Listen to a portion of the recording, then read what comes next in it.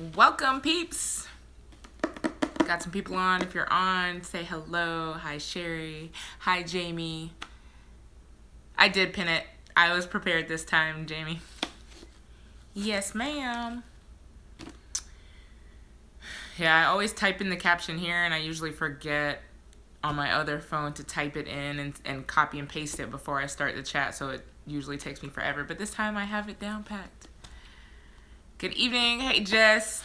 For those of you that are popping on, we are discussing our January book of the month, which is More Than Enough by Elaine Welteroth. I wanted to kind of kick off the year with something motivational and something that would kind of kick us off in the new year and just kind of, motivate us, to kick off the year strongly. And this book, the timing of it for me was epic. I felt like, we're oftentimes scared. And while I'm doing this, 5 stars, loves it. Yes. Our January book of the month, I loved it as well. It was a 5-star rating for me. It came at the perfect time. It's just kind of God sends you messages and books and things that you need to read at a certain time in your life. And I felt like this was a read that's like that because, especially in the workforce, we tend to be fighting for our voices to be heard and to become who we're really meant to be. And so I felt like Elaine had a lot of good nuggets in this book that we could, carry with us. Someone said, I was wondering if I should read it. I've seen it at several bookstores. It's honestly an awesome read. It tells a lot. If you're a fan of Elaine, if you watch her on Project Runway or just are a fan of Teen Vogue, then you probably know who she is. But it kind of gives a backstory of who she is on her come up. But it also gives a lot of nuggets of her struggling to find herself and her identity growing up. Good evening. Oh, you done changed your name, Kenyatta, today. But it was such a good book. And so I actually printed off some of the questions that they had in here because I felt like they were good questions. So overall, I want to hear your thoughts on the book. Jamie said 5 stars. It was a 5-star read for me. Absolutely amazing. I did the audio version, so I'm not sure how you guys read it or listened to it, but the audio version was awesome. She narrates it. However, her mom and dad are also narrating the book with her. So she'll quote her mom and dad a lot. I feel like I need to wipe my screen real quick. Sorry. I just felt like I wasn't clear. That's a little better. So she has a lot of little nuggets and things that her parents will say, or little quotes when she was growing up. And so it was really cool to hear her parents' actual voices say those things that she was referencing to. So that was really cool. And then there was like a 20-minute interview afterwards with her and her parents. So it was kind of cool. Yeah, Jamie said, I love that her parents were incorporated. Jessica said, hang on, let me see. I didn't really know who she was, but enjoyed the book tremendously. It is worth the read in general. 5 stars for me as well. Kenyatta said, laugh out loud, name change. I did the audio as well and absolutely loved it. I loved her dad's deep voice. You know what's funny though? Her mom also has a deep voice too. So they both kind of had this, I don't know, it was kind of nurturing at the same time to hear both of their voices. Read it, was a great read. Glad she developed into a strong woman. So I did the audio version, loved the discussion they had at the end. Yeah, it was really cool for her to talk to her parents and kind of start off the book that way. Like her mom was a hard worker.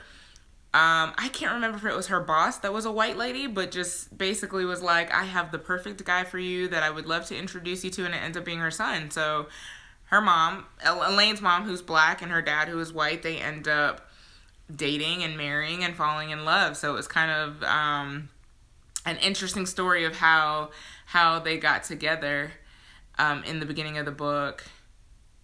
Hey Courtney, I see you just popped on. Hello to everyone who's popping on. We are discussing our January book of the month, More Than Enough by Elaine Welteroth. But, so one of the questions that is listed here, which I think is so important and so many of us can relate to, it says, Welteroth writes about how her experiences growing up as a young girl and not seeing people like her represented in magazines affected her journey to becoming someone who oversees the creation of magazines. In what ways has your journey shaped your goals? In what ways has it inspired you to fight for what you want? And I was in deep conversation with a friend today about relationships and heartbreak and trying to, you foresee yourself being one way in life, but honestly, heartbreak, disappointments, trauma, the bad things that happen to you kind of make up who you become. And so for me, that major factor, I've been through a lot as a kid, but even just in my young adult life, I'd been with the same guy since I was 20 years old and had kids, got married in my 20s, probably earlier than if I knew better, earlier than I'd wanted to. But, so I had kids at 28 and was divorced by the time I hit 30. So for me, that flipped my entire world upside down and kind of shaped who I was, because I feel like had I not gotten divorced and gone through the things that I'd gone through, I would not be who I am today. Book Girl Magic would not exist. Part of my journey and getting into reading in my adult life was because I wanted to better myself, mind, body, and soul. And so I challenged myself to read one book a month for, an entire year. And that's kind of where my reading journey begun. But I know that if I was married, I wouldn't necessarily have done that. Or be as into books as I am. So that, and figuring out who I am, because when you're in college and you're dating somebody, from college, there's so much growth and change that has happened between then and now and who I am and being with that person. It's like, I really didn't get to know as an adult who I am as an individual. I was always with this one person, and we were defined as a couple, and we were looked at the world as like this social media perfect couple. And so that's kind of how I was defined, as Renee, the wife, and the girlfriend, and the fiance. And that's kind of what life revolved around, and how Facebook and the world saw us was as this perfect couple. So that's kind of what I was defined as. And when it was almost kind of embarrassing going through separation and divorce, because I was so scared as to what is social media going to think of me. They view us as this perfect couple, like I'm perfect, I have to be perfect, divorce is not perfect. So how is the world going to view me going through this, knowing that my husband left me, that I'm stuck here with 5-month-old twins to take care of by myself? Like, how am I going to be judged? Who am I? How am I going to survive this? So there's just a lot of things that I think my journey personally has shaped me into the person that I am today. And at this point in life, I'm not afraid to lose anything. I go hard or go home, because if I lose it, it's not meant to be. God has something better for me, and that's just the way I see life. So in what ways has your journey shaped who you've become today?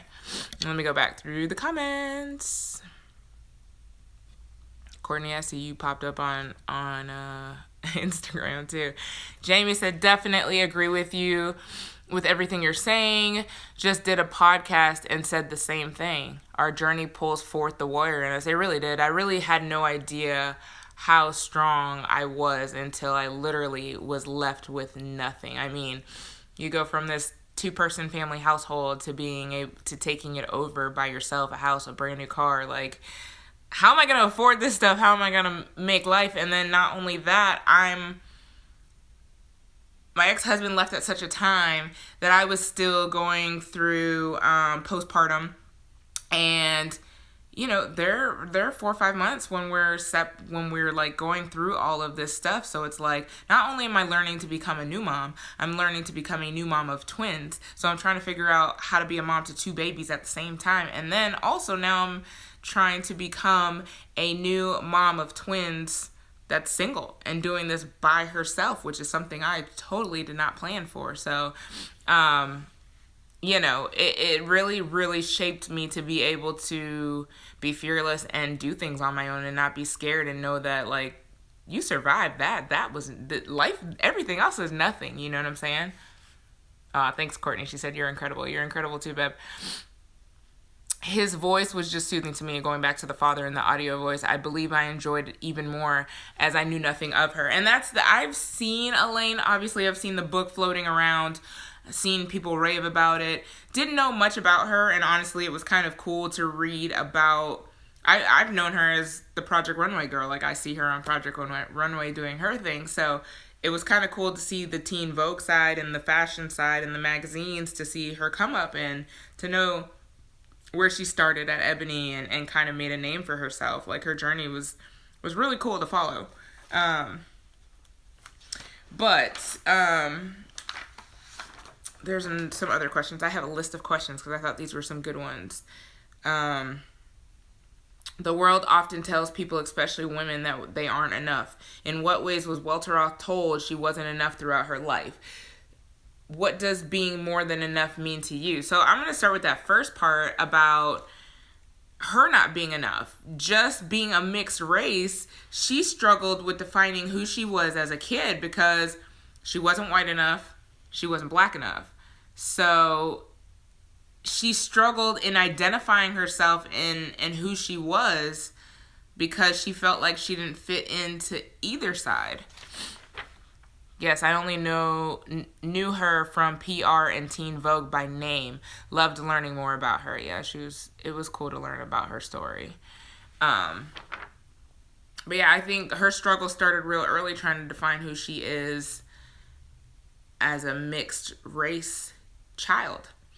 How do I fit into this world? My hair's not like theirs. It's just, I don't fit in here because of what I like here. And it's just the cultures. Like, she just didn't know where to fit. And it was kind of like, I think it was her mom that pushed her to kind of prepare for the blackness, I guess, in her. If that sounds weird to say, but like, it was her mom that kind of pushed her to be like, embrace your black side. Like, you've got to know what you're coming up against as a black person. And so she kind of built her to be tough and embrace her blackness and kind of prepare for what was coming to her. But I found myself in Elaine a lot of different instances. She's a little bit younger than I am, but like her references to the Tamagotchi, the Gigapet, like taking care of your Gigapet. She makes references to the Dep gel, and there was something else that she made a reference to in the book, and it just brought back memories of growing up. Courtney said, I loved her father for helping her embrace that. Yeah, he was all for it. Like, one of his proudest moments, I think she referred to, was when she was dancing, and that it was something. She was in some kind of dance club or hip hop club. And that's like one of all the things she's accomplished. Like, that's the one thing, like, that's my kid out there dancing. Like, he was so proud of her. And I love that. Yes, those 90s references. Like, I totally grew up in the 90s. So everything she said, like, I promise you I want another Tamagotchi. Gigapet so that I can take care of it. And I feel like my daughter would need one too. I think they're just the coolest thing. I think they still sell them on eBay, but I thought that they came out with them again a couple of years ago. And I know this is completely random. It has nothing to do with this book, but since we're bringing up things from the 90s, there was an announcement either yesterday or the day before, Dunkaroos are coming back. So if you were a kid in the 90s and you ate Dunkaroos with your little cookies and your frosting and your sprinkles, they're coming back in 2020. So I'm pretty excited about that, to introduce my kids to Dunkaroos and for me to eat them too at some point in life. Yeah, I thought it was cool too, her dad being so proud of her dancing. Yeah, he was just a cool, laid back dude. And obviously, like, if you make the choice in the era that he was growing up to date a black woman, like, that says a lot about you. You know what I'm saying? You really embrace black people as a whole, to be able to, in a time where it wasn't accepted to be an interracial couple, to marry a black woman and accept all of her and not give a damn what other people thought of you. She said Dunkaroos. Dunk. Like you would dunk a basketball. Dunkaroos. Kenyatta said duck, like a quack quack Dunkaroos. Dunk. Like you're dunking a basketball. They're called Dunkaroos. And I wish I had a device to. I think my iPad's about to die, so I can show you what these things are. Dunkaroos are the greatest. They're like little vanilla cookies. And you ever seen those cheese and pretzel sticks where you dip the pretzels into the cheese? It's kind of built the same way, except it's frosting and sprinkles on one side, and then it's vanilla cookies in the other side. So you dunk the cookies into the frosting. I can't believe you don't know what Dunkaroos are. Look, I typed in Dunk and Dunkaroos came. Besides Dunkin' Donuts, Dunkaroos was the next thing to come up on Google. I don't know if you're going to be able to see this picture, but I'm going to try my darndest to... Oh, come on, pick up.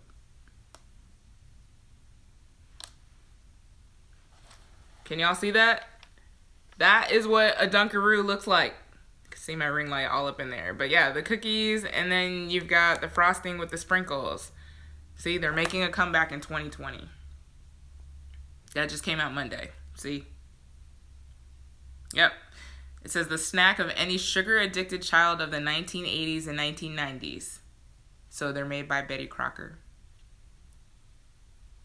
She said, Lord, I'm old. Lord have mercy, I'm old. Never heard of them.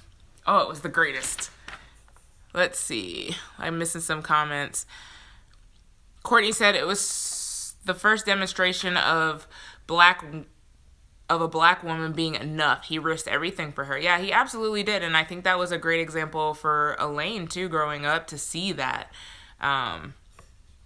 She was pretty candid about some moments with her dad. I wonder if he knew she recalled some of those times before reading the book, like the dance class, I think it was. Yeah, and so she does talk about, didn't he had not being able to pick them up because he was too drunk at times, and them being the last ones to be picked up and things like that. Yeah, I remember her talking about that, and I kind of like cringed because his voice is obviously on the audiobook, so he's read it, heard it, knows what's going on. But I kind of felt like, ooh, like that must be hard to read about yourself from your child's perspective and hear some negative things. But I mean, the truth is the truth, right? Yeah, the beer soaked check that was in his pocket to pay her dance class. Yeah. Oh, that actually looks good. Probably something I don't need to partake in. Yeah, Dunkaroos. I'm definitely introducing my kids. Not something I'll be eating all the time, but, you know. Kenyatta said, why am I only seeing my comments? Because there's 5 people watching, but you're the only person that's commenting right now. They're in peep mode. Oh, and sorry. Let me take that back. So you're only seeing your comments on here is because I'm going live on 2 different things. You're on Facebook. Everybody else is on Instagram. I go live simultaneously on both platforms. So if you're on Instagram, you can see Jamie and Courtney like they're commenting over on the other side. So I'm going back and forth and reading comments from both platforms. So the only reason you're seeing your comments is because you're the only person commenting over here. Everybody else is on Instagram. So yeah, sorry, I realize what you're saying now. So let's talk about her love interest. There you go. Chelsea's on Facebook. She's like, I see you. She's just chilling. Everybody's listening to me run my mouth. So Elaine's dating life. Of course, you have First Love, who was like the bad boy rebel, the bad choice that she absolutely just loved and wanted to impress so badly, and he just dissed her from time to time again. Like that scene that she painted a picture for us when she was like, he wasn't picking up her calls or something like that. He wasn't responding to her, and she sat in the parking lot with her friend, and I don't know, she had like a home cooked meal or something for him, and he just completely like walked out of the building, walked by her with another girl, and completely ignored her like she wasn't even there. And I was just like, oh man.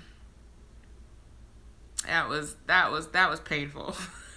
That was painful, but I'm glad she finally got a clue and let him go the bad news bears that he was. Yeah. Either platform, they're commenting over there, but I read comments from both, so they're seeing the same thing that you're seeing, just commenting over there. My heart broke for her, such a loser. Yeah. But in a sense, I think we've all had those, right? Those moments where we dated some idiots in high school and college, and I ended up marrying my idiot in college, but you know how that goes. Jessica said, woo, and happy belated birthday to Miss Jessica, Jag by birth. And she said, woo, first love took me back. Wasn't quite as ride or die to the point of the collect calls and visits, but man, yeah, he was something else, bro.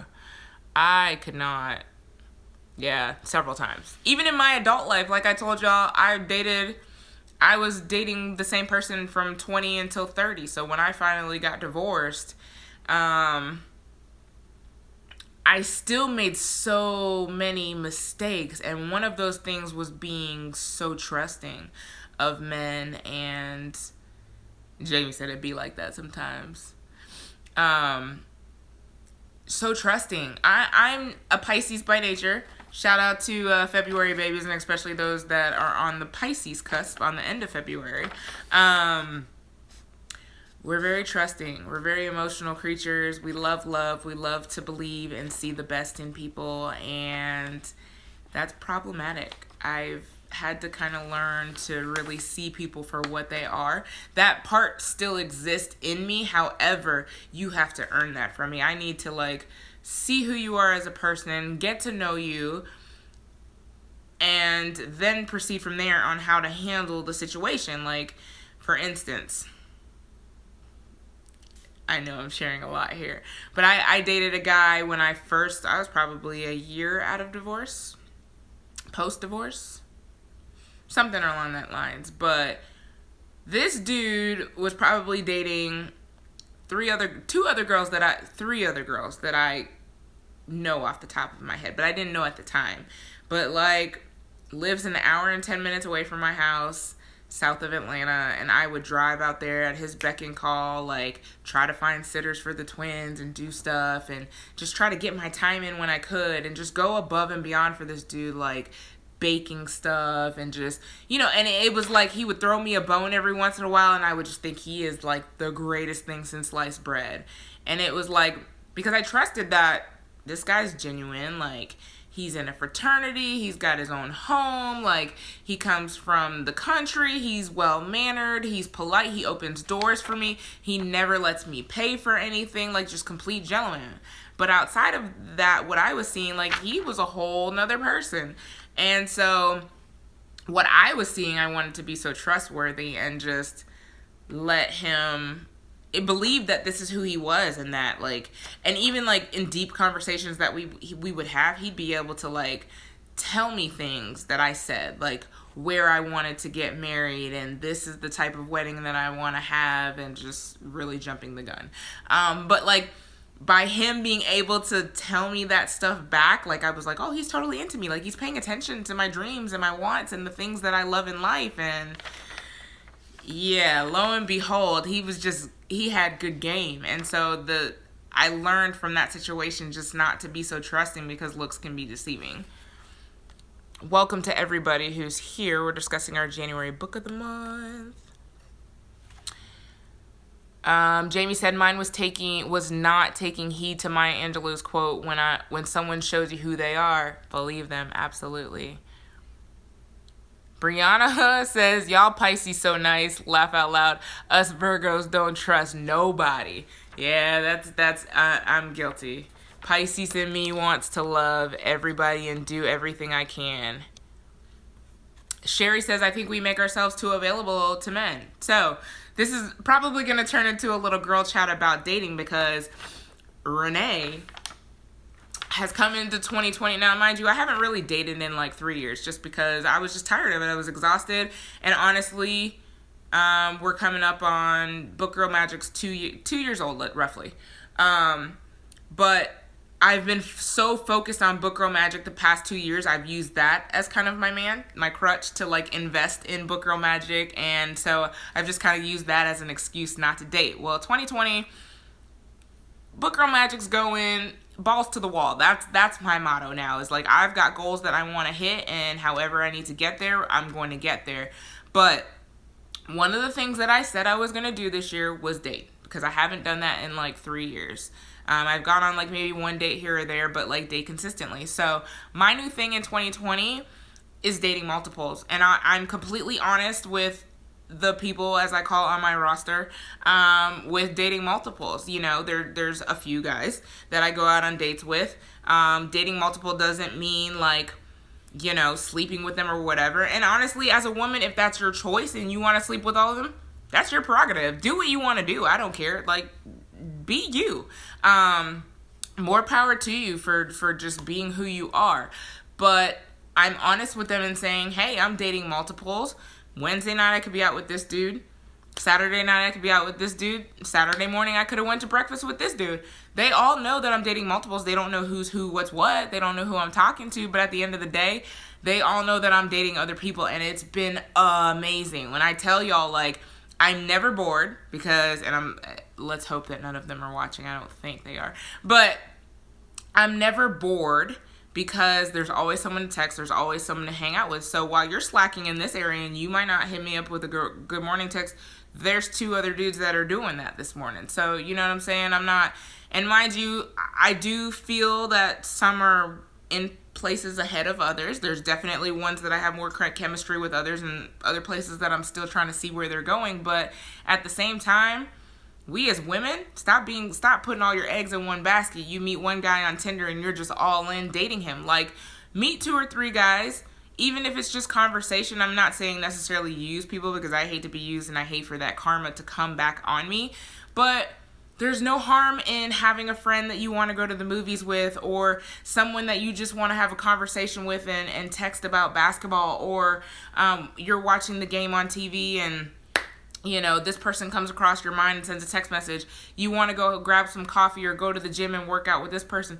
It's do what you want to do. Until somebody puts something on this finger, I'm free to do what I want until somebody, honestly, I won't even say until it puts a ring on my finger. When I'm in a committed relationship with somebody and it's understood that I'm your girlfriend, you're my boyfriend, whatever, I'm not shutting anything down till I get to that point. And that's been a huge saver for me in dating, because my focus isn't solely on this one person and, oh my gosh, he hasn't texted me in 6 hours. Like, what am I going to do? Why isn't he texting me? Is he mad at me? And then you start just jumping to conclusions on that point. So when you have other people that you're talking to, even as friends, like, you just have other things going on and build a social life and just do you don't worry about those kind of things, and you don't like make yourself so available and trust so easily. Let's see. Oops. Yep, been there too. I didn't get married until I was 37. So I have so many mistakes under my belt, laugh out loud. But they really made me able to appreciate what a good man my husband was when we met. And that's kind of where I'm at right now. Like, I'm dating, and certain ones, conversation is like pulling teeth. Literally every single day the same thing. Good morning. Good morning. How are you? I'm good. How are you? I'm good. Just another day. End of conversation. And literally we'll go through that the same day. I'm like, how do you expect this to go anywhere if you can't even hold the conversation? Look, Chelsea said nothing wrong with a starting 5. That's what I'm saying. As woman to woman, I'm telling y'all, this is the way to go. Kenyatta said, I need to do that. Dating is exhausting and I need to make more effort. It's definitely, I mean, it takes some effort, but it's honestly, when I took the pressure of marriage and like settling down in a relationship and simply just thinking of it as date to date or opportunity to opportunity or conversation to conversation, it is so much fun because they're all so different. And it's like, you know, this one I can have deep conversations with, and this one I can talk to about sports and just cut up and be silly and send memes and gifs. And, you know, it's really cool to see, you know, the different aspects of these guys, you know, and you kind of figure out what you like and what you don't like. Sorry, I'm trying to scroll. Dating can be exhausting. Dating is exhausting. I'm not going to lie. Like, it is exhausting, but look, yes, that roster. Yeah, man, when you have it's so much fun. And I'm completely open. Like, I let anybody know who's interested in dating me that this is what comes with it. Know that I'm dating multiples. There's other, and they have questions. I don't disclose. I mean, I answer, but we don't really talk about it. They just know that, you know, this is what I'm doing. So, it is really fun. And I'm saying, it's like, I'm living, look, Courtney said, live, sis. That's what I'm trying to do. The starters. Yeah. Have that roster going. Sherry said, good for you. Preach. Makes me think of She's Gotta Have It. Not the physical, but that mindset. And you know, the crazy part is it is kind of like She's Gotta Have It, where it's exactly like that, where you've got your Mars and your other, you know, guys. And even if it is the sexual aspect of it, who cares? You know what I'm saying? Because at the end of the day, Nola, I commend her for being open and doing what she was doing. You know, men are able to sleep with whoever they want, sleep with different women every day of the week, and they're the man, they're the hero. But it's like, if women do it, then it's like we're looked at and we're judged, and, you know, people are giving us the side eye. But it's like, it is what it is. Like, do you have fun? That's one of my girlfriends put it to me plainly, was just have fun. Do what you want to do. Like, who gives a damn? You know, as long as you're being safe about it. They all know that what they're walking into when you're dating multiples, right? And here's the thing.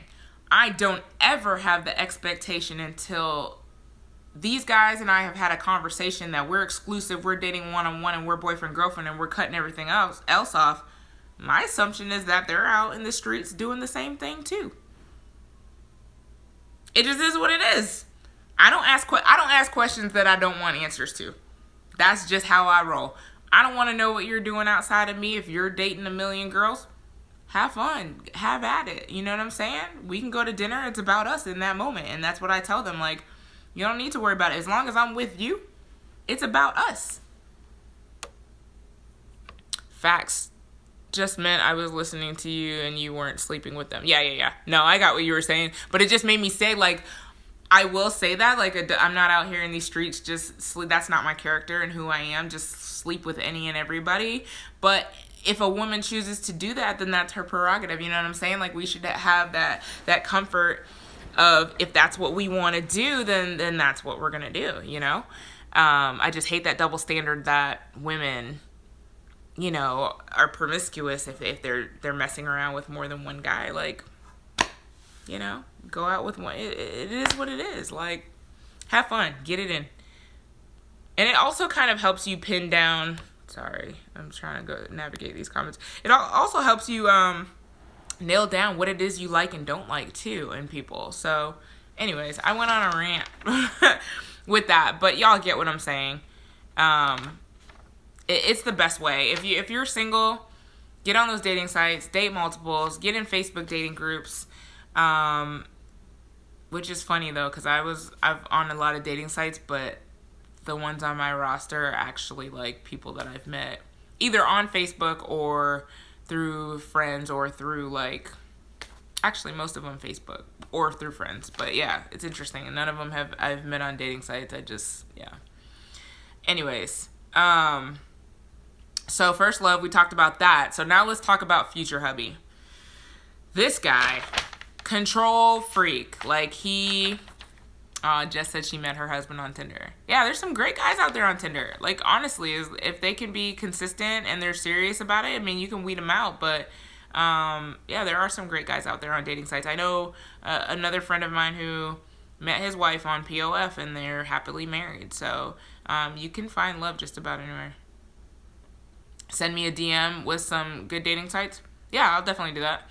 Maybe we'll have a conversation about it in the Book Girl Magic private group. Because I think it's something that we all need to talk about anyways. Yep. See, Chelsea said she met her fiance on Tinder too. It's the way of life. It's just, Tinder is just like, for me, walking into a grocery store and meeting somebody and giving them their number. Like, we lead such busy lives that we need these social media and these apps for convenience. We're just busy. So anyways, future hubby who was trying to mold Elaine into this perfect little housewife. Sorry, Chelsea's comment was, but I also found a lot of D, if you want to use your imagination to what D is, too. Kenyatta said, I did POF years ago, started out good, but then fizzled out. Okay, back to the book. We'll go to Tinder when we're done. Yeah, try Tinder. What's the new one? Hinge is another one that I like. There's Bumble. Bumble, however, is a little bit different. Bumble, you can match with somebody, but in order to have a conversation with the guy, the woman has to initiate the chat. So if you don't mind initiating a chat with the guy and being the one to kind of take the lead, then Bumble's another one. I don't do POF too much because it's so much trash that comes through there. Like, I mean, the dudes in the halfway houses that are messaging you and whatnot. And yes, that is a true story. I've had dudes in halfway houses and jails message me and things like that. So yeah, a little strange. I did POF years ago. Yeah, you already said that. I already read that comment. So yeah, what were your thoughts on Future Husband? Like, he sounded like such an amazing guy in the beginning, but then you slowly get to know him a little bit more, and he's controlling, and he is trying to mold her into this perfect little person, and then even still, she's not good enough, and she gets diamond earrings for the first time, and her reaction to it wasn't good enough, and he just becomes this angry person. There's so many red flags. But again, what was she, in her mid-20s when she dated him? Can't remember, because I think she's like 31 or 32 now. So I think she was in her mid-20s when she dated him, but so many red flags. So many red flags.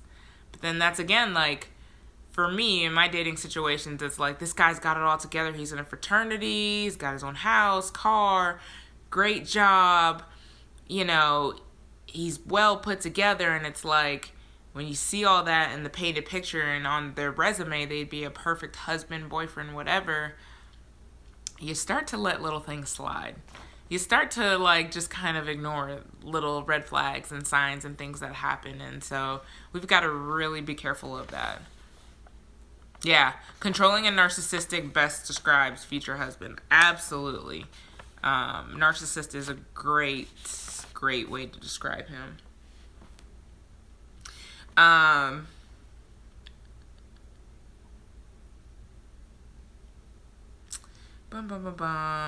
Sorry, there was another question that I wanted to ask, and if y'all have any commentary, feel free to drop. So there's a question in here about social media. There are a lot of different depictions of success in the world, and especially on social media, something Welteroth writes about in More Than Enough. What does success mean to you, and how have you defined it for yourself on your own terms? So for me, success is happiness. I don't necessarily weigh success as, I have a house, I have a car, I have this and that. Success, and I'll even add love in there, are the two things that, hello, welcome to the chat, are two things that really define success for me. Am I happy? And do I have the love that I need? And am I giving the love too? So for those two things, and I'll use my children as an example, are they happy? Are they feeling loved? That, for me, if I can give them that to them every day, that's success for me. So if you guys tell me, what does success mean to you? Like, how do you paint the picture of success? Houses, cars, followers, all of that's great too. But, like, really, at the end of the day, what drives you? Like, what is it? And then there was another question that, how does social media impact our feelings about what it means to be successful? I can use Book Girl Magic as a great example of comparisons and comparing myself to accounts that, honestly, as a newbie who came into the Bookstagram world, comparing myself to accounts that have been here 2 and 3 years prior to my start. And so constantly like, why haven't I hit this? And when will I hit 10K? And why aren't these followers coming to me? And why aren't these publishers reaching out to me for books and things like that? And, it's to the point where I finally just didn't give a damn anymore. Like last year I was like, you know what?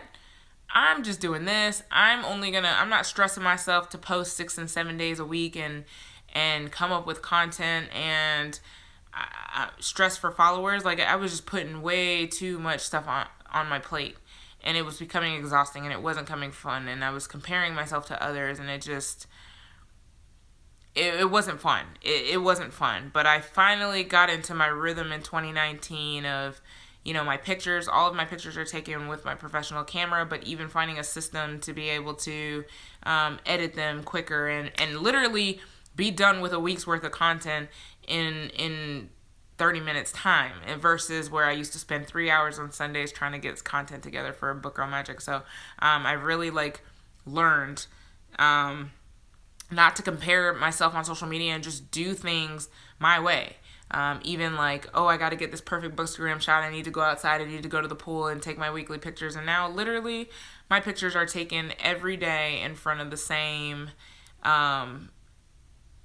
zebra tray. And people love my pictures just as much as if I was taking pictures in 50 different locations. I just try to simplify life. And that's made me happier as a person. Let's see. Chelsea said, success means thriving mentally, physically, and emotionally, and living out my true purpose. It's ever evolving. I love that. That is a great answer. I love that. Yeah, mentally, physically, and emotionally. Like, how are you feeling? Are you tired all the time? Like, what does that look like? I think comparison is dangerous, even more dangerous on social media, because many only post their best filtered photos. And that's true. When we're looking at these celeb bodies and, we want the Cardi B booties, and it's like they're paying for that stuff. You know what I'm saying? They're photoshopping these pictures to not have dimples and cellulite and have the boobs, the implants and all kinds of stuff. And it's like, we're aspiring to look like that, but that's really not real, And so it's, you gotta be you. I love your candor. Thank you. And further, I both love and appreciate Book Girl Magic. Oh, thank you so much for that. That's really sweet. I just, this is space for my girls. And for those of you who are on Instagram, you may not know that we have a private Facebook group that's popping. We're in there all day, every day, sharing books, talking, sharing funny book memes, like girl chat, whatever you think. We're uplifting Black Girl. Anything Black Girl Magic is in that group. And just talking books. So it's become like this true sisterhood. So it's been really cool. So if you guys aren't on there, you can actually go, if you're on Instagram, go to the link in my bio, and you'll see something that's labeled as Facebook group or private Facebook group, something like that. And you can click on there, and I can add you in there. But it's really fun. We've really created a sisterhood, and some of these ladies have been with me since the beginning, or for a while at least. They've been riding with me for a while, so I'm really appreciative. So thank you for that sweet comment. Bum, bum, bum.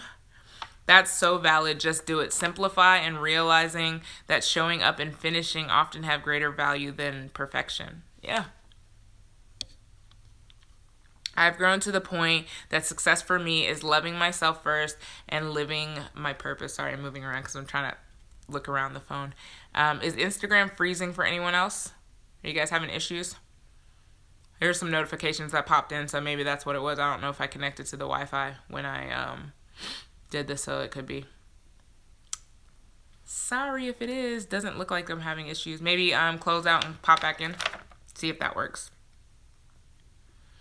But yeah, I've learned to measure success in other ways. For me, it has a lot to do with my little ones and how happy are they. They're playing their sports. Are they feeling good? Or are they progressing in their schoolwork? Like, how can I make them happy? And honestly, as a single mom, my goal is to always provide for them and give them a life where they don't feel like they're ever living without or missing out on things. So for me, that's a big part of my success is their happiness. No problems on my end. Okay. Jamie, maybe if you close it out and come back in, that might be, that might work for you. 8:46 already. But yeah, I think we can get sucked into social media, and it drives me nuts. I love people, for me, and I'm the total opposite. So for those of you who are new to this and don't really know me, social media is what I do for a living. Literally sit in front of Facebook, Twitter all day, every day, working on social media. So a lot of my times when I go on vacation, I like to unplug, and I always feel like other people should be doing the same. I mean, I understand vacations are exciting and stuff like that, but that's for me personally, like, that's why I like going on cruises, because I literally will shut my phone down for a whole week, not be on apps, checking emails, no notifications, no nothing. Just nothing but beaches and water and fun. So that's a way for me to unplug, but I think people try to keep up with the Joneses and want to be on social media, you know, going live and posting pictures every 5 minutes. And for me, it's like, I mean, that's fine if you pop on for a second, post a picture and get off. But for me, I'm like, this trip will still be here when I come back. Like, either way, you're going to see my pictures. So I post everything when I come back. It is what it is.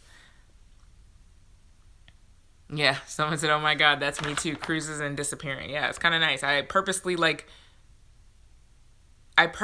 don't get Wi-Fi when I'm on these cruises, because I'm like, no, I'm going to enjoy my dinners without, you know, distractions, and just have a good time. Meet people from all over the world. It's fun.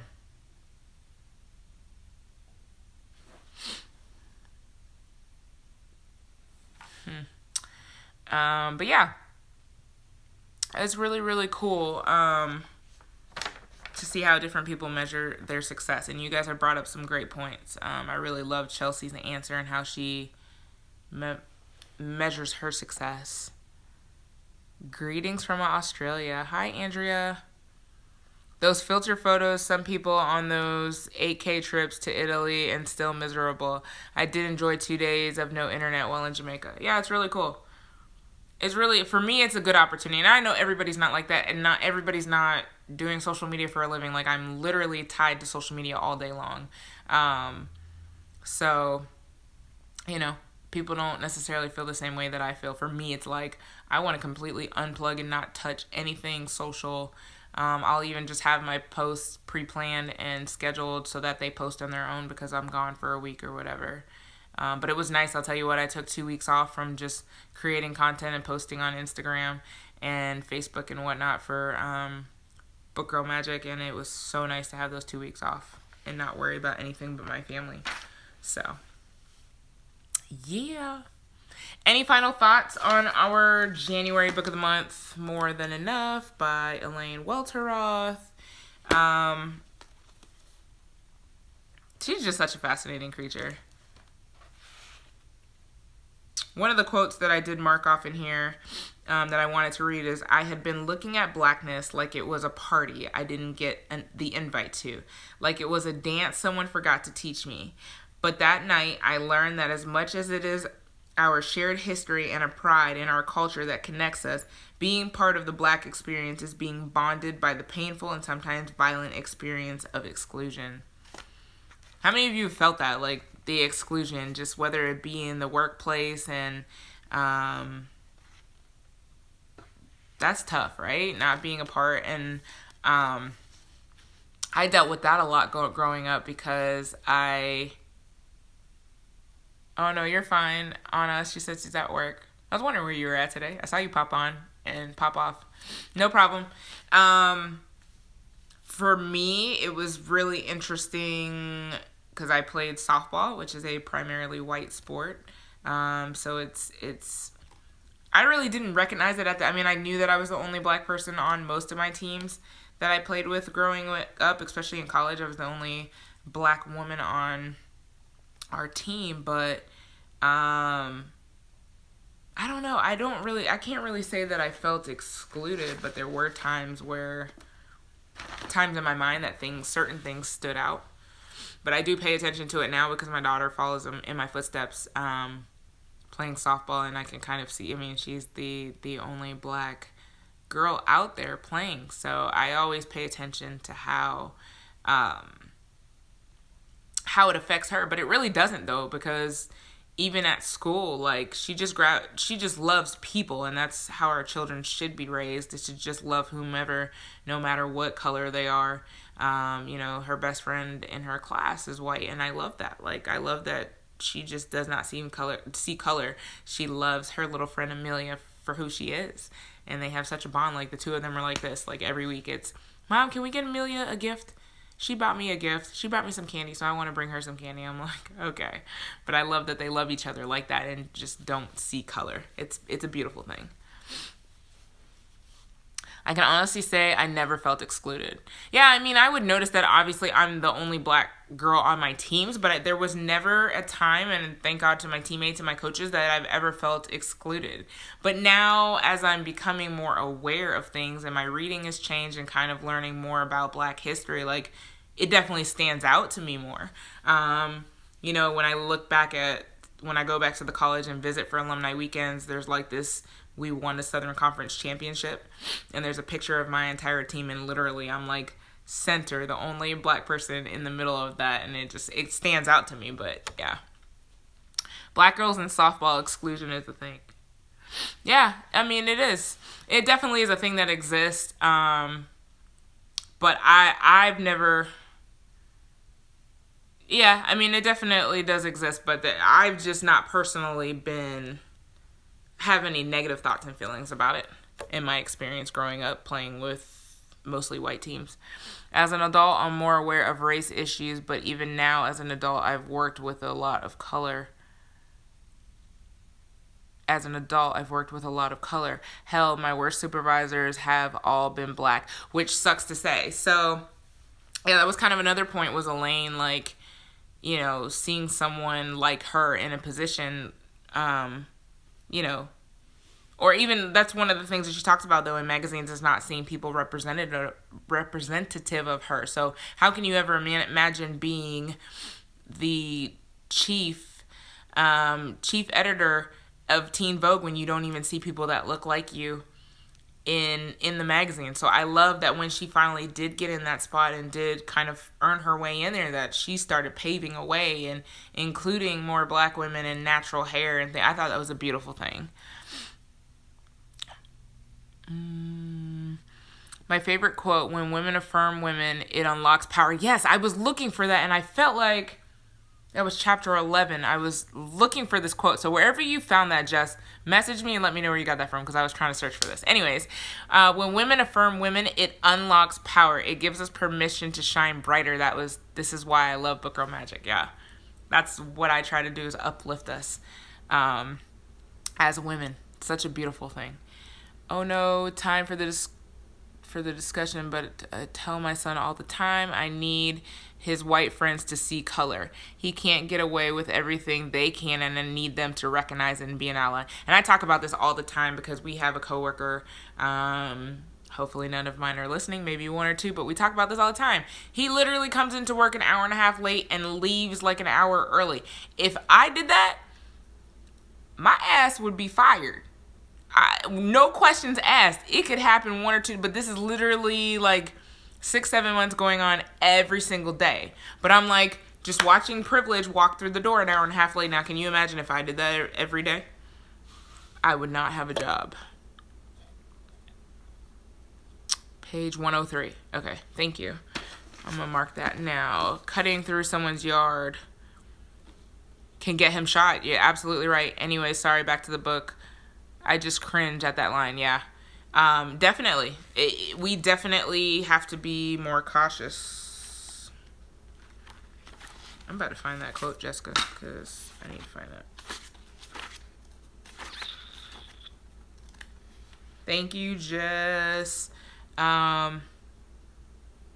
She's like, oh, freezing again. I want to hear your responses. I just agree with you, and I'm trying to figure out, that's chapter 9. Okay, perfect. Yep, so much privilege, and when you call it out, you're being too sensitive. Yeah, that's the thing. Like, I know we work for the government, which sometimes tends to be more lenient on how they hire and fire people, or people say it's almost impossible to get rid of the government, but I just know if that was me personally, I could never get away with that on a daily basis, coming in that late, like, and out of respect for, you know, your workplace and who you work for. You know, that's just a respect thing in me, not even the being late, but just respecting who I work for, and as a person, you know, you want to give them the utmost respect. So crazy. But I love the book overall. I think it was a great motivational kickoff for us to start 2020. And, you know, Instagram will probably cut me off in a couple of minutes. So let me wrap this up. If you guys have any final thoughts, be sure to type them in the comments now. And remember, ooh, why is this book so dirty? Our February book of the month is Such a Fun Age by Kylie Reed. Super excited about this one. I've had this book picked out, so y'all seen this book all over Instagram. It's been all the rave. But I'll tell you a little secret. I've had this book since the beginning of June. I was at BookCon, and I was at an influencer party, ice cream social for Penguin Random House and Putnam, and like some of the major publishing companies combined, and this book was laying on the table. And so one of the representatives from the publishing company began to tell me about the story, and I absolutely begged them to have this book. And I said, I cannot walk out of here without having this. Like, I want to make it a book club read as soon as she told me about it. So I've been sitting on this book club read since June of last year. Initially, the release date wasn't supposed to be until January, so that's why it's a February pick, but then they pushed it back to like December 31st or something like that. So it seems like I'm a month behind everybody else, but really, I had this first. So, anyways, that's what our February book of the month is. And I'm super excited to read this one. We've got a great lineup of books, but I've heard nothing but great things about this one. So I'm excited to read it. So thank you guys for coming on tonight and chatting with me. And if that's all we've got, I will see you. Excited to read this one, Jamie said. Me too. It's a thriller. I'm excited. Yeah, I'm excited. I've seen a lot of commentary. I've tried to read it without a lot of spoilers. Cass said, can't wait to read it. Love Such a Fun Age. Yeah, it's going to be a good one. So we'll meet in about a month. Sometime the first week of March, we'll discuss Such a Fun Age. Again, if you guys aren't in our Facebook private group, go in there because there's threads and stuff to go ahead and talk about the book as you read it. And I have 1 minute and 58 seconds remaining on Instagram. So, and Elaine Welteroth has become a bestie in my mind. Yeah, I love her personality. Now, I love watching her and her boyfriend on Instagram. It's been really fun to watch. Jess said she started it today. Jamie said, great chat. Thanks. You're so welcome. Thank you for joining me. But yeah, be sure to join our Facebook group. You can find the link on the page, and it'll take you right in there, and I can accept your request. And you can go out there. There's literally a party every day. We sit there and post books, post deals, and all kinds of stuff in there, memes, talk about any and everything, give book recommendations. It's really like a sisterhood. So head on over there and join Facebook. If you have Facebook, join the Facebook group. And I will, Kenyatta said, enjoy the chat as well. I enjoyed you guys. So before this cuts me off, because I have 1 minute left, I will see you guys next time. Bye.